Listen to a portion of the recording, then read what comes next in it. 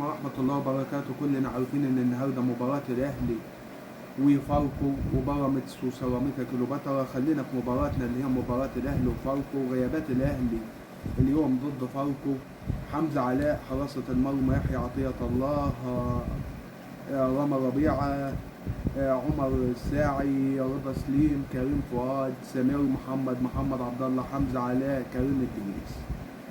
ماشي. رئيس رابطة الأندية بيقول لك الدوري العام المصري، عشان لنا كلمة في موضوع ربيع.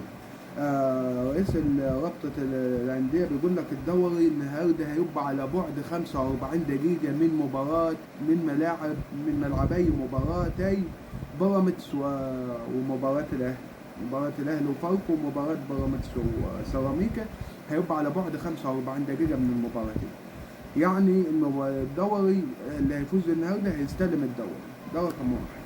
يعني اللي هيكسب الدوري هيستلمه النهارده. بالنسبة لعم كرامة ربيعة غايب أحسن كده، بنقول له شكرا والسلام عليكم والحمد لله.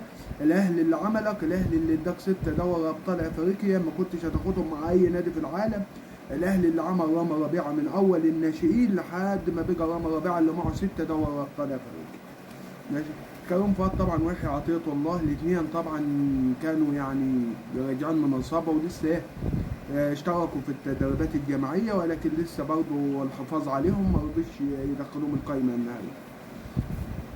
ماشي. بالنسبة للحاج كريم الدبيس برضه يعني كان عنده شد خفيف، بس برضه حفاظا عليه ما رضوش يلعبوا. ماشي. سمير محمد المهاجم اللي هو الصغير الناشئ ده لسه برضه. محمد عبد الله طبعا اصابته في المنتخب. كده حبايب قلب اخوكم نقول يا رب يعاد انصر الاهلي الغالي، وسلامنا ليس ختامنا حتى نلتقي في فيديو آخر.